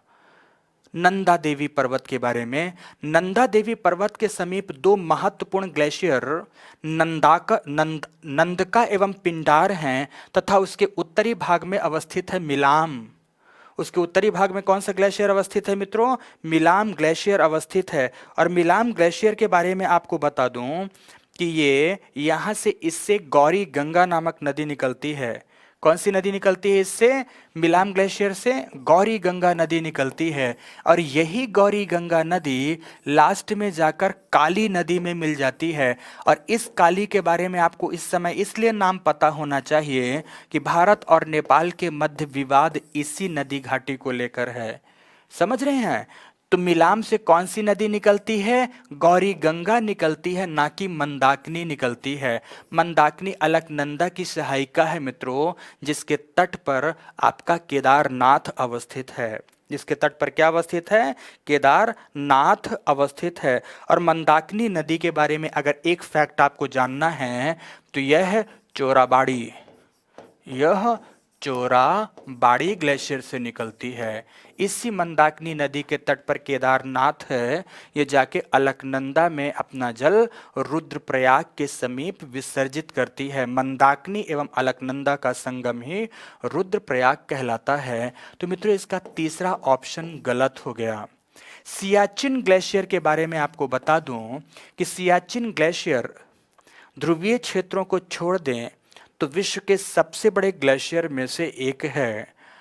भारतीय काराकोरम रेंज में अवस्थित, जिसका कुछ क्षेत्र वर्तमान में पाकिस्तान ऑक्युपाइड कश्मीर के अंतर्गत भी आता है। सियाचिन ग्लेशियर नुब्रा घाटी में अवस्थित है। इसका मतलब है कि यह ऑप्शन सही है। बाद में यही नुब्रा नदी श्योक रिवर में जाकर मिलती है और श्योक रिवर आपको पता है कि यह अंत में जाकर किस में मिल जाती है? सिंधु में अपना जल विसर्जित करती है। वर्तमान में तो गलवान घाटी के विवाद के साथ इन सब बातों को जानना आपके लिए अत्यंत आवश्यक होता है। काराकोरम रेंज में मित्रों इसके अलावा भी यहाँ पर हुंजा घाटी, शिगार घाटी में हिस्पार, बाल्टेरो, बियाफो, बाटुरा जैसे महत्वपूर्ण हिमनद अवस्थित हैं। इन सब के बारे में आपको जानकारी इकट्ठा करनी है। तो सियाचिन वाला फैक्ट सही हो गया। पहला फैक्ट सही, दूसरा फैक्ट सही, चौथा फैक्ट सही, तीसरा गलत। जेमू के बारे में अब पहुंचते हैं हम लोग। ये जेमू ग्लेशियर पाया जाता है मित्रों आपका सिक्किम राज्य के अंतर्गत। सिक्किम राज्य में ग्रेटर हिमालय क्षेत्र में प्राप्त होता है। कंचनजंगा से संलग्न उत्तरी भाग में ग्लेशियर है जिसको जेमू कहते हैं। और जेमू ग्लेशियर से तीस्ता नदी का उद्गम होता है। किस नदी का उद्गम होता है? तीस्ता का। इसका संबंध मानस से नहीं है। मानस नदी के बारे में आपको बता दें कि यह मानस नदी के बारे में यह भूटान से निकलती है। भूटान से निकलकर असम घाटी, निचली असम घाटी में प्रवेश करती है और असम घाटी में प्रवेश करती हुई यह जाकर ब्रह्मपुत्र में जाकर अपना जल विसर्जित करती है। तो मित्रों इसका यह जवाब भी गलत हो गया। इसका मतलब 1, 2, 4 जहां पर ऑप्शन होगा वही सही होगा। तो इसका पहला ही जवाब है 1, 2, 4 अर्थात यह ऑप्शन होगा। फैक्ट्स आधारित था, नदी तथा हिमानियों से आधारित प्रश्न था। इस फैक्ट्स को भी आपको ठीक प्रकार से जानना है। इसके समतुल्य जो भी फैक्ट्स हैं उसे फिर से जानना। मित्रों दिस वन इज करंट्स पर आधारित प्रश्न है, समसामयिक घटनाओं पर आधारित प्रश्न है। इसे आपको जानना है। मित्रों आपको इसके बारे में आपको बता दूं, इसके बारे में कि 2017 में 2017 में अ, नीति आयोग द्वारा यह कहा गया कि ये जो विभिन्न प्रकार के पेस्टिसाइड्स हैं, पेस्टिसाइड्स को हम लोग क्या बोलते हैं हिंदी में? पीडकनाशी। क्या बोलते हैं? पीडकनाशी हैं। तो लगभग 20 प्रकार के पीडकनाशी जो कि केमिकल पेस्टिसाइड्स थे, उनको अलग से आइडेंटिफाई किया गया और अलग से आइडेंटिफाई करके उन्हें प्रतिबंधित किए जाने की मांग की गई। उन्हें प्रतिबंधित किए जाने की मांग की गई। तो मित्रों, उन 20 पीडकनाशियों में अर्थात पेस्टिसाइड्स में एक यह है कार्बोफ्यूरेन, मेथिल पैराथियान तथा फोरेट और ट्राईएजोफॉस के इस्तेमाल की आशंका को देखते हैं तो ये किस रसायन के रूप में इस्तेमाल किए जाते हैं? तो मित्रों, मैंने बताया है कि इनका प्रयोग किस रूप में किया जाता है। ये केमिकल पेस्टिसाइड्स है मित्रों, रासायनिक कीटनाशक हैं। ये क्या है? अपने आप में रासायनिक कीटनाशक हैं।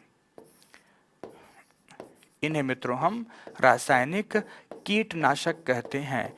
इनका प्रयोग पर्यावरण के लिए अत्यंत ही क्षतिकारक था, अत्यंत ही हानिकारक था, इसलिए इनके प्रयोग को प्रतिबंधित किया गया है। किस प्रकार से क्षति होती है मित्रों? पहली बात इनके प्रयोग से बायो मैग्निफिकेशन हो रहा है। बायो मैग्निफिकेशन होता है। दूसरा, इनके प्रयोग से जो सॉइल फ्रेंडली माइक्रोब्स होते हैं, सॉइल फ्रेंडली माइक्रोब्स, उनकी मृत्यु हो जाती है। ये जो मृदा मित्र सूक्ष्म जीव होते हैं, वह मिट्टी में जैविक तत्वों को अपघटित कर जीवांश मिश्रित करते हैं, जिसे हम लोग ह्यूमस कहते हैं। यह ह्यूमस को भी अपघटित कर मिनरलाइजेशन प्रक्रिया को बढ़ाते हैं। परंतु यदि इनकी मृत्यु हो गई तो मृदा में ह्यूमस की आपूर्ति नहीं हो पाती, मृदा में उपस्थित विभिन्न जैविक तत्वों का अपघटन नहीं हो पाता, मृदा धीरे धीरे अनुर्वर हो जाती है। इसका मतलब है कि ऐसे तत्वों का प्रयोग प्रतिबंधित किया जाना चाहिए, इसीलिए मित्रों वर्तमान में इनका प्रयोग नहीं किया जा रहा है। ठीक है, यह भी करंट से रिलेटेड था। नेक्स्ट, निम्नलिखित कथनों को विचार करिए। वेटलैंड के संदर्भ में है, रामसर कन्वेंशन के संदर्भ में है। आपको पता है मित्रों कि जब पर्यावरणीय संरक्षण पर प्रथम सम्मेलन स्टॉकहोम कन्वेंशन लाया गया, तो स्टॉकहोम कन्वेंशन के तहत पर्यावरण संरक्षण में वन एवं वन्य जीवों के संरक्षण की बात की गई। स्टॉकहोम में किसकी बात की गई? वन्य एवं वन्य जीवों के संरक्षण की बात की गई। उसी संदर्भ में उसके साथ साथ स्थलीय भाग तथा सागरीय तटवर्ती क्षेत्रों में जो जलीय पारितंत्र है, जलीय पारितंत्र में पाए जाने वाली जैव विविधता है, उसके संरक्षण के लिए ईरान के रामसर नामक नगर में एक सम्मेलन हुआ, जिसे रामसर सम्मेलन के नाम से जाना जाता है। 2 फरवरी को मित्रों ये सम्मेलन हुआ था, इसीलिए प्रत्येक वर्ष 2 फरवरी को इंटरनेशनल वेटलैंड डे के रूप में मनाया जाता है। वर्तमान भारत तो इसके आरंभिक सदस्य राष्ट्रों में से एक था। वर्तमान में इसके कुल सदस्यों की संख्या कितनी है? 171 है। अब इसके अंतर्गत क्या क्या बातें हैं मित्रों, आपको यहाँ पर देखना है कि ये तो मित्रों लाई गई 1971 में लाई गई। 1973 से लगातार ये क्रियाशील है। परंतु इसके बारे में प्रश्न क्या पूछता है, आपको ये देखना है। रामसर सम्मेलन के अनुसार भारत के राज्य क्षेत्र के सभी आर्द्रभूमियों को बचाना और संरक्षित रखना भारत सरकार के लिए अधिदेशात्मक, ये शब्द गड़बड़ कर दिया मित्रों, भारत सरकार के लिए अधिदेशात्मक है अर्थात बाध्यकारी है। ध्यान रखना, यह कोई भी ऐसे सम्मेलन, रामसर सम्मेलन किसी भी राष्ट्र के लिए बाध्यकारी नहीं है। तो मित्रों यहां पर यह ऑप्शन, यह शब्द जुड़ जाने के कारण गलत हो गया। यह भारत के लिए बाध्यकारी नहीं है। ठीक है, बिल्कुल सही बात है कि भारतीय पर्यावरण नीति 2006 के अनुरूप आर्द्र भूमि संरक्षण एवं प्रबंधन नियम 2010 में लाया गया और इस 2010 के अनुसार ही भारत सरकार ने रामसर सम्मेलन की संस्तुतियों के आधार बनाए थे। तो बिल्कुल मित्रों ये बात सही है, फैक्ट्स है। जब आप रामसर कन्वेंशन पढ़ रहे होंगे तो आप देखेंगे कि इसके विभिन्न नियमों के तहत रामसर कन्वेंशन में जो भी आधार बनाए गए थे उन्हीं आधारों को क्या कर दिया गया था कि आर्द्र भूमि संरक्षण प्रबंधन नियम 2010 के तहत क्या किया गया, उन्हें एक्सेप्ट कर लिया गया। नेक्स्ट बात करना है, एक बात ध्यान रखना मित्रों कि वर्तमान में जब 2010 तक की बात कर रहे हो, जब अब आप एग्जाम देने जाएंगे तो इसमें एक संशोधन आया है 2017 का। क्या आया है इसमें? 2017 का संशोधन आया है। आपको उस संशोधन को याद करना है। 2017 का जब संशोधन आया है तो उसमें जो इसके तहत रामसर सम्मेलन के तहत जो इनके पहचान या इन्हें चिन्हित किए जाने के नॉर्म्स दिए गए थे, उन नॉर्म्स में से पहला जो रिवर चैनल थे, रिवर चैनल, उन्हें बाहर कर दिया गया। 17 के अंतर्गत रिवर चैनल को बाहर कर दिया गया। दूसरा जो पैडी क्रॉपलैंड थे, पैडी क्रॉपलैंड हैं, धान के फसल खेत क्षेत्र हैं, इन्हें भी उससे बाहर कर दिया गया। तीसरा जो मानव निर्मित झीलें हैं, आर्टिफिशियल लेक्स हैं, आर्टिफिशियल लेक्स, तो कैसी आर्टिफिशियल लेक्स?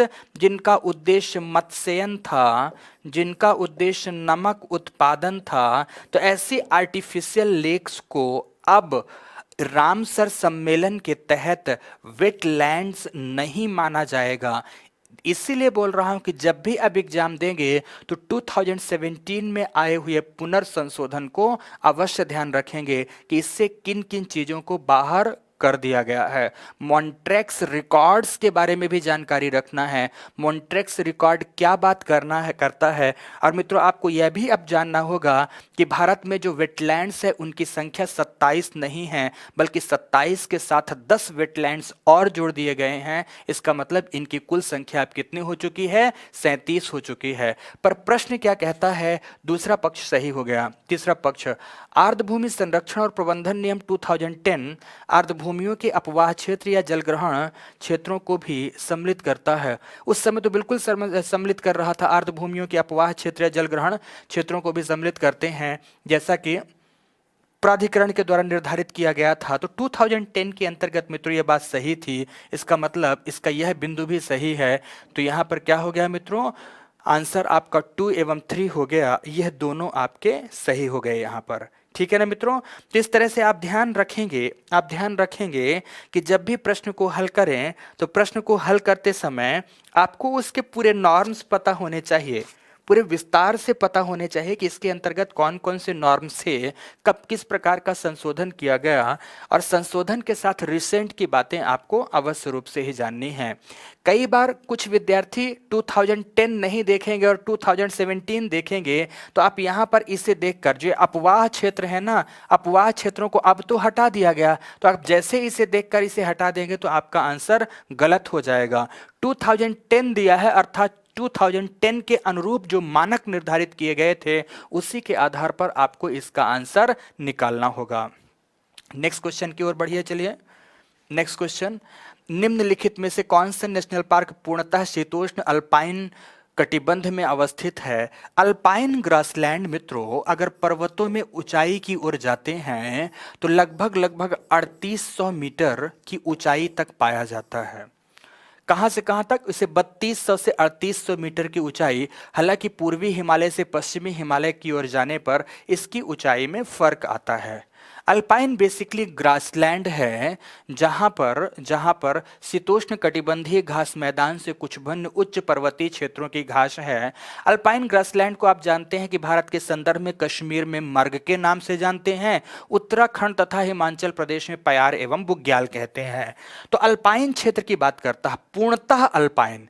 देखो अगर मानस को देखेंगे तो ये तो ट्रॉपिकल में हो जाता है। नेवरा घाटी नेशनल पार्क मित्रों ये तो वेस्ट बंगाल में अवस्थित है। दार्जिलिंग में तो ये टेम्परेट जोन में आ जाता है। नामदाफा को अगर देखेंगे तो ये ट्रॉपिकल से लेकर टेम्परेट दोनों में आता है। ये ट्रॉपिकल में भी आएगा, टेम्परेट में भी आएगा, अल्पाइन में भी आएगा, है ना। पर ये पार्क पूर्णतः शीतोष्ण कटिबंधीय अल्पाइन कटिबंध की बात करता है। तो मित्रों देखो, मानस नेशनल पार्क आपका हो गया असम में, ठीक है। नामदाफा हो गया अरुणाचल प्रदेश में, ठीक है। और आफ्टर दैट आप नेवरा घाटी नेशनल पार्क देखते हैं, ये वेस्ट बंगाल में दार्जिलिंग में है, कालिम्पोंग जिले के अंतर्गत आता है मित्रों। ये भी टेम्परेट और अल्पाइन का मिश्रित रूप है। लेकिन आप वैली ऑफ फ्लावर देखेंगे, उत्तराखंड में अवस्थित है, चमोली डिस्ट्रिक्ट में वैली ऑफ फ्लावर देखेंगे। फ्लावर अपने आप में विशिष्ट प्रकार का अल्पाइन घास का विशिष्ट रूप है। तो वैली ऑफ फ्लावर विशुद्ध रूप से अल्पाइन घास भूमि का क्षेत्र है। ध्यान रखेंगे, वैली ऑफ फ्लावर विशुद्ध रूप से किसका क्षेत्र है? अल्पाइन जोन का क्षेत्र है। वैली ऑफ फ्लावर को 1982 में मित्रों वर्ल्ड हेरिटेज साइट का भी दर्जा प्राप्त हुआ है। बहुत महत्वपूर्ण ट्रैकिंग स्पॉट है जिसके बारे में आपको देखना है, नेक्स्ट 12 जून की 21वीं, क्वेश्चन नंबर 12, जून की 21वीं तारीख को सूर्य से किस प्रकार से संबंधित किया जा सकता है? कल 21 तारीख थी, सूर्य कर्क रेखा पर था। सूर्य कर्क रेखा पर लंबवत होने के साथ उत्तरी गोलार्ध पर था। उत्तरी गोलार्ध पर लंबवत चमक रहा है, कहाँ? कर्क रेखा पर। तो इसकी अब आपको इस प्रश्न का जवाब स्वयं खोजना है, मैं नहीं दूंगा। हर प्रश्नों के जवाब देने आवश्यक नहीं होते डिस्कशन के दौरान भी मित्रों। तो समझिए मेरी बात कि कल 21 जून का दिन था, कल या लास्ट डेज में, अभी रिसेंट में 21 जून का दिन था। आप देख पा रहे हैं इसे कि 21 जून को कर्क रेखा पर सूर्य लंबवत है। जब सूर्य उत्तरी गोलार्ध पर लंबवत होता है तो नॉर्थ सर्कल पर अगर ध्रुवों के समीप देखेंगे तो अब यहाँ पर आपको सालों भर या किसी भी समय 24 घंटे में प्रत्येक समय पर दिन की प्राप्ति होगी नॉर्थ सर्कल पर। इन्हीं पर संबंधित जो भी प्रश्न है आपको देखना है, इसका जवाब मुझे नहीं देना है, प्रश्न आप देखोगे। जैसे उत्तर ध्रुवीय वृत्त पर क्षितिज के नीचे नहीं डूबता है, आप बताओ। अब दक्षिण ध्रुवीय वृत्त पर क्षितिज के नीचे नहीं डूबता, आप बताएंगे। मध्याह्न में भूमध्य रेखा पर ऊर्ध्वाधर रूप से व्योमस्त चमकता है, अभी मैंने इसका खंडन कर दिया। मकर रेखा पर ऊर्ध्वाधर रूप से व्योमस्त में चमकता है, अभी मैंने इसका खंडन कर दिया। तो आप बता देना मित्रों कि उत्तरी ध्रुव पर क्षितिज के नीचे कभी नहीं डूबता या दक्षिणी ध्रुव पर। तो चूंकि मैंने बताया कि उत्तरी गोलार्ध पर है तो आपके पास जवाब आ गया, आप जवाब ठीक प्रकार से समझ चुके हैं। बहुत सरल प्रश्न था, बहुत सरल भूगोल से प्रश्न है। कॉस्मोलॉजी के अंतर्गत सोलर सिस्टम जब पढ़ते हैं, जियोडेसी से भी उसे जोड़ सकते हैं। ठीक है, नेक्स्ट, निम्नलिखित कथनों पर विचार करिए। एशियाई शेर प्राकृतिक रूप से सिर्फ भारत में पाया जाता है। शेर की अगर शेर के बारे में अगर देखेंगे तो इथोपियन लायन हो गया, अफ्रीकन लायन हो गया, वेस्ट अफ्रीकन लायन हो गया। पर मित्रों ये बात सही है कि अगर हम एशियाटिक लायन की बात करें तो यह केवल इंडिया में पाया जाता है। और इंडिया में गुजरात में गिरिनार, मांडव एवं वर्धा पहाड़ियों के समीप अवस्थित जो गिर नेशनल पार्क है, एशियाटिक लायन के लिए जाना जाता है प्राकृतिक रूप से। 2 कुबड़ वाला ऊंट प्राकृतिक रूप से सिर्फ भारत में पाया जाता है। जो सिर्फ शब्द जुड़ गया ये गलत है। ये 2 कुबड़ वाला ऊंट भारत में मित्रों लद्दाख प्लेटू में पाया जाता है, लद्दाख पठार में पाया जाता है। पर ना केवल लद्दाख में, लद्दाख पठार से जुड़ा हुआ जो हमारा सेंट्रल एशिया का भाग है वहां भी पाया जाता है। ना केवल सेंट्रल एशिया में बल्कि सेंट्रल एशिया के साथ साथ मंगोलिया तक ये हमारा 2 कुबड़ वाला ऊंट पाया जाता है। तो जो ये सिर्फ शब्द लग गया ये गलत कर दिया। 1 सींग वाला गेंडा प्राकृतिक रूप से सिर्फ भारत में पाया जाता है, यह सिर्फ भी शब्द गलत कर दिया, यह सिर्फ शब्द भी गलत कर दिया। यह तो नेपाल के तराई क्षेत्र में भी है, यह भूटान के तराई क्षेत्र में भी है। भारत के लिए काजीरंगा भी है, भारत के लिए मानस भी है, और भारत के लिए मानस नेशनल पार्क भी है जहां इनकी प्राप्ति होती है। तो आप तो इनके बारे में जानते हैं। और भारत में जालदापारा भी है जहां इनकी प्राप्ति होती है। तो ये शब्द भी मित्रों आपके लिए यह गलत हो गया। तो इसका जवाब होना चाहिए केवल 1, और ये यहाँ पर जवाब मिल गया 1। समझ गए ना मेरी बात मित्रों।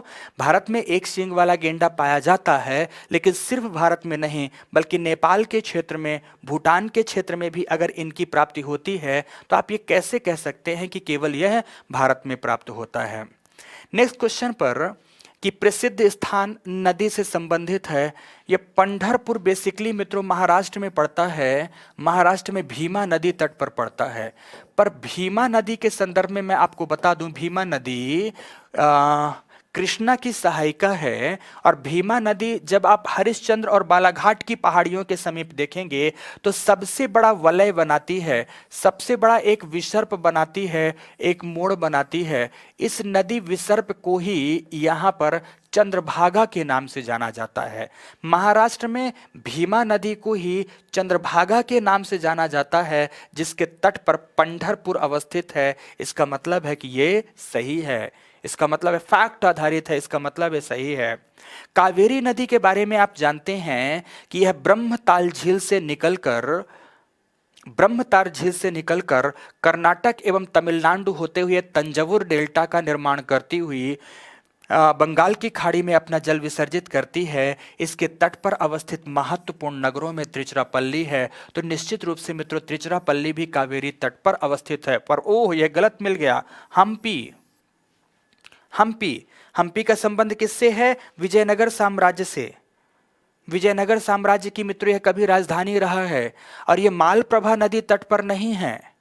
घाट प्रभा, मालप्रभा निश्चित रूप से कृष्णा की सहायिकाएं हैं, पर मालप्रभा पे तट पर नहीं है, बल्कि यह तुंगभद्रा नदी के तट पर है। किस नदी के तट पर है? तुंगभद्रा नदी के तट पर है। इसका मतलब यह जवाब गलत हो गया, तो इसका जवाब होना चाहिए 1 और 2। इसका आंसर होगा मित्रों पहला, ए आंसर होगा। ओके, नेक्स्ट ये फैक्ट वाले हैं, जहां कॉन्सेप्ट वाले होंगे बहुत अच्छे से कॉन्सेप्ट समझाऊंगा, बहुत अच्छे से। नेक्स्ट, निम्नलिखित में से किसके संदर्भ में कुछ वैज्ञानिक पच्छाभ मेघ विरलन तकनीकी तथा समताप मंडल में सल्फेट वायु विलयन अंतक्षेपण के उपयोग का सुझाव देते हैं?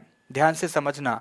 ऑप्शन दिया है, इस सीरस क्लाउड के बारे में बात दिया है कि सीरस क्लाउड को डिस्पर्स करने की जो तकनीकी है, और समताप मंडल में सल्फर डाइऑक्साइड वगैरह जो छोड़े जाते हैं उसका उद्देश्य क्या होता है। तो ध्यान से समझना। अगर हम बात करें सीरस क्लाउड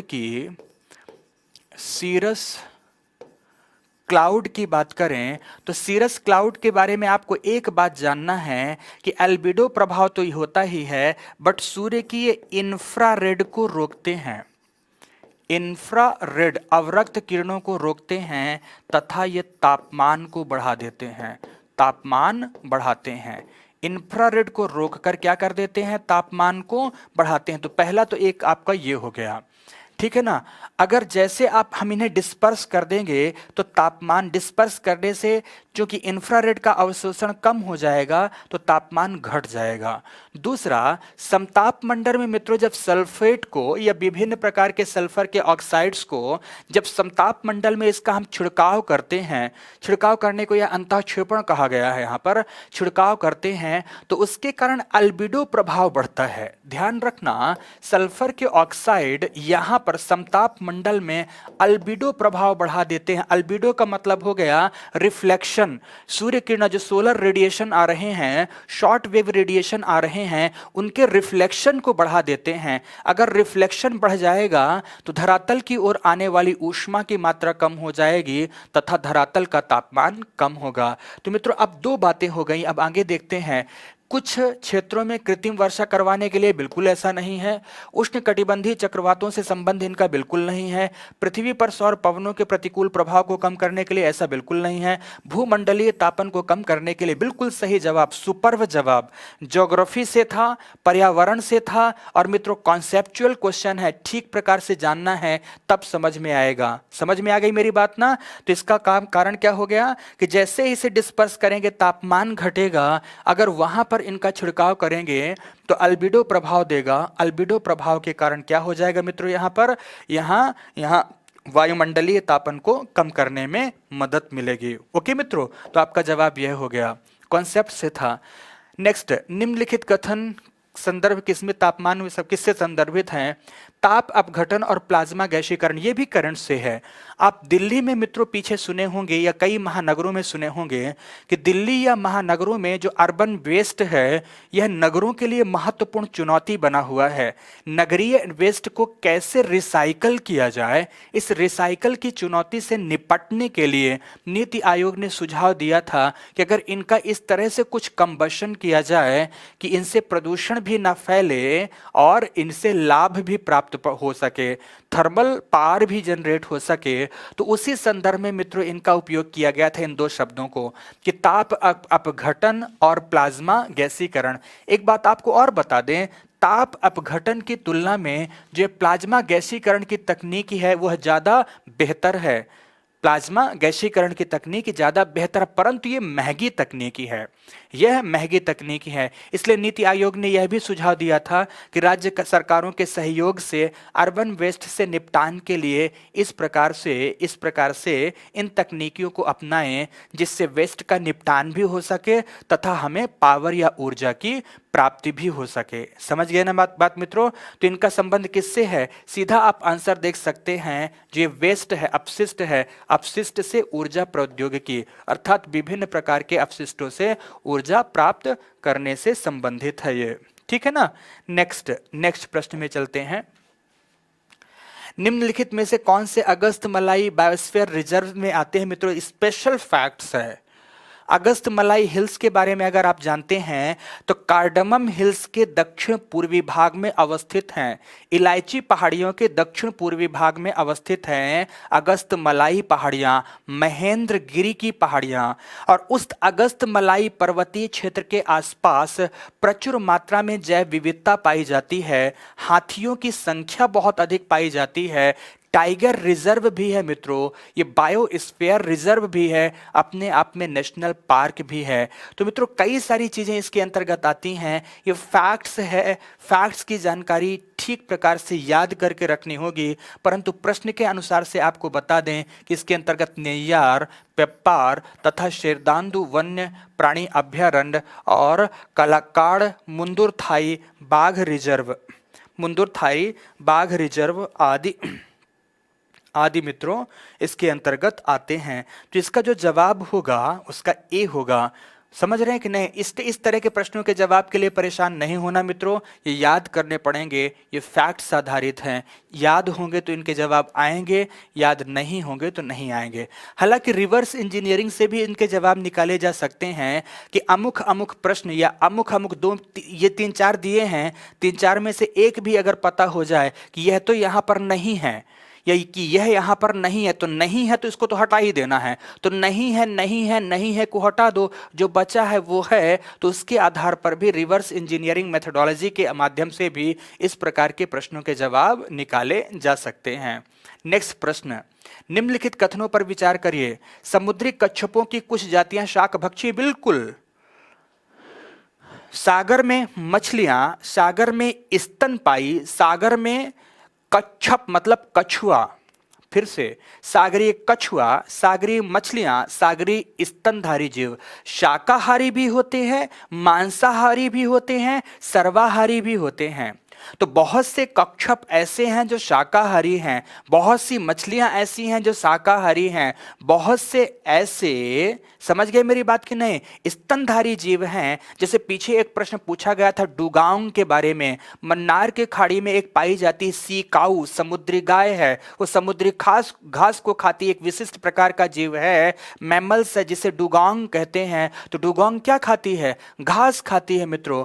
तो आपका जो पहला ये प्रश्न है ये सही है। समुद्री कच्छपों की कुछ जातियां शाकभक्षी मतलब हर्बीवोरी हैं, मछलियों की भी कुछ जातियां शाकभक्षी हैं, हर्बीवोरी हैं, स्तनधारियों की भी कुछ जातियां शाकभक्षी हैं, और सांपों की कुछ जातियां सजीव प्रजक। देखो यहां पर जो है सजीव प्रजक है और एक है अंड प्रजक।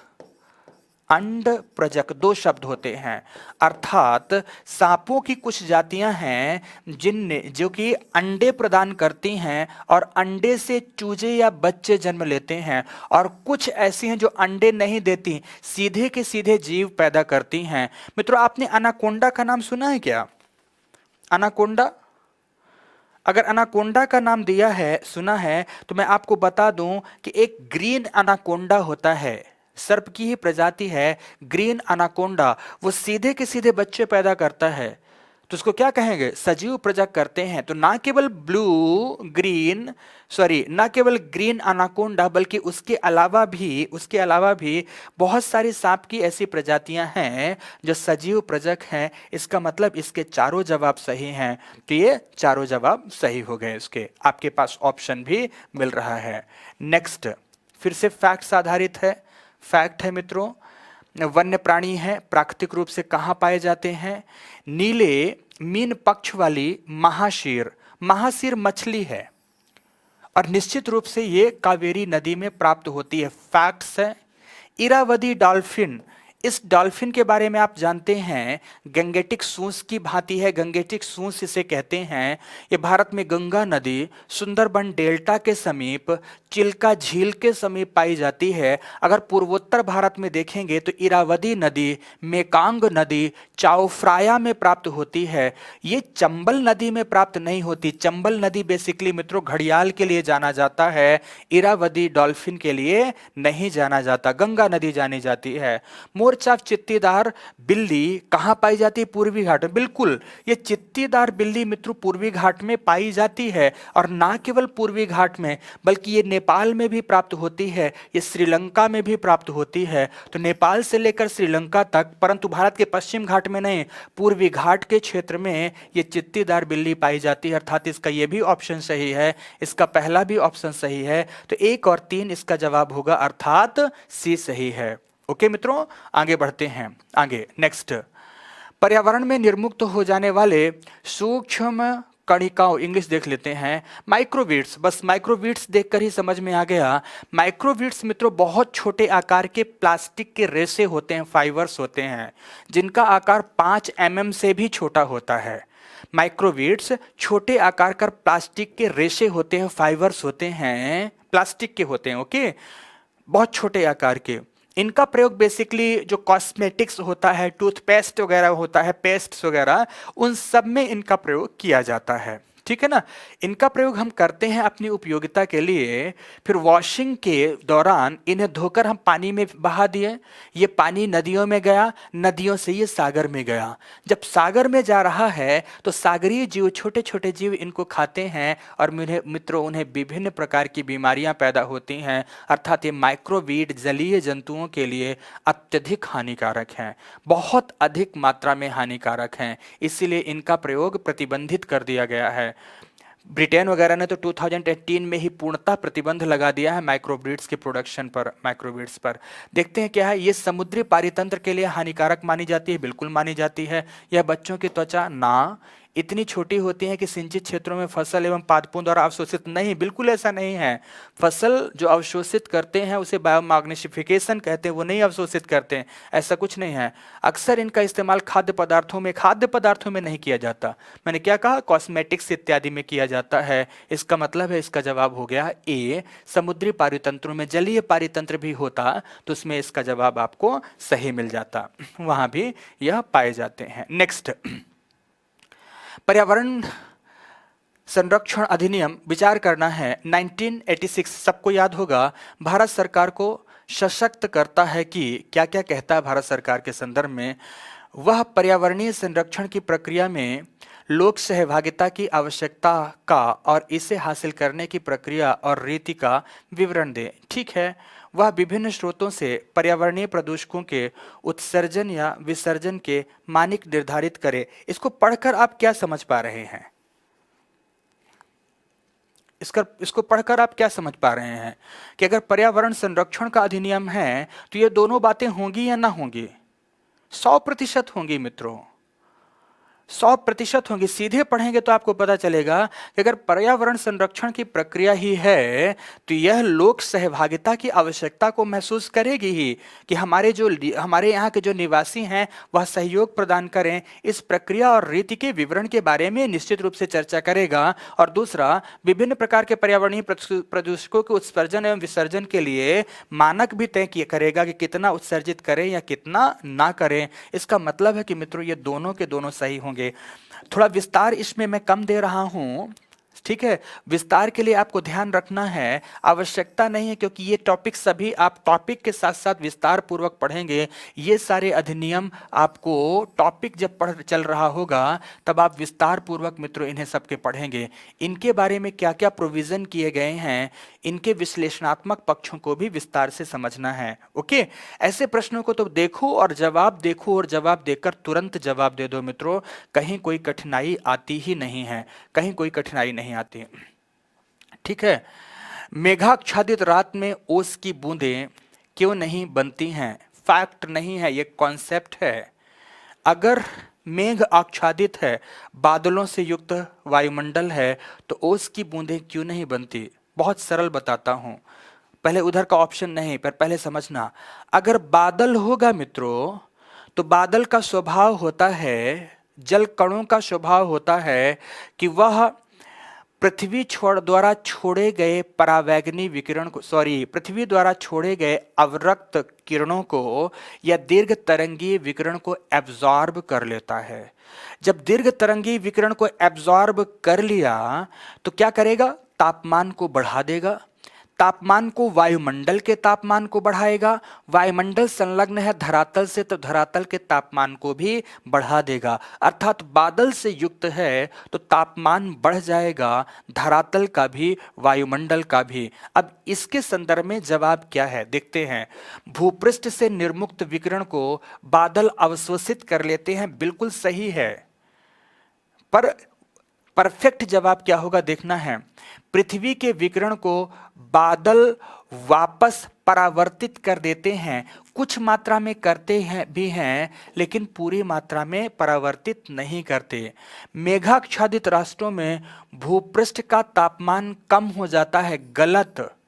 बादल बहते हुए पवन को भूमि तल की ओर विक्षेपित कर देते हैं, करते तो हैं लेकिन ऐसा पूर्णतः नहीं है। इसका मतलब कि इसका जवाब पहला हो गया, भूपृष्ठ से निर्मुक्त विकिरण को बादल अवशोषित कर लेते हैं। बादल अवशोषित करते हुए तापमान को क्या करते हैं मित्रों? बढ़ा देते हैं। तापमान जब बढ़ जाएगा तो सतह के समीप जो रिलेटिव ह्यूमिडिटी थी, रिलेटिव ह्यूमिडिटी की मात्रा कम हो जाएगी, कंडेंसेशन की प्रक्रिया रुक जाएगी। संघनन की प्रक्रिया के रुकने के कारण क्या नहीं होगा मित्रों? यहां पर ध्यान रखना, संघनन की प्रक्रिया रुकने के कारण यहाँ ओश कणों का निर्माण नहीं होगा। इस प्रकार से यहाँ पर आप देखते हैं मित्रों कि 2019 में भूगोल पर्यावरण पारिस्थितिकी के संदर्भ में 23 प्रश्न पूछे गए। 23 प्रश्नों का जवाब आपने एक एक करके देखा। एनालिसिस में तो और भी बढ़ाया जा सकता है, एनालिसिस का पक्ष तो और विस्तृत हो सकता है, पर इसकी ज़्यादा आवश्यकता नहीं है। टॉपिक के साथ साथ चीज़ों को आप देखते ही हैं मित्रों। तो एनालिसिस के पक्ष में आपने क्या क्या चीज़ें समझी कि करंट से रिलेटेड, फैक्ट्स से रिलेटेड, कॉन्सेप्ट से रिलेटेड, ज्योग्राफी से रिलेटेड, एनवायरनमेंट से रिलेटेड जितने भी क्वेश्चन आ रहे हैं वह बहुविषयी प्रकृति के आ रहे हैं, इंटरडिसिप्लिनरी अप्रोच के साथ आ रहे हैं। इसीलिए आपको अध्ययन का जो प्रतिरूप रखना है, प्रारूप रखना है, वह होलिस्टिक रखना है, टोटलिटी में विषय को समझने का प्रयास करना है। ओके मित्रों, धन्यवाद।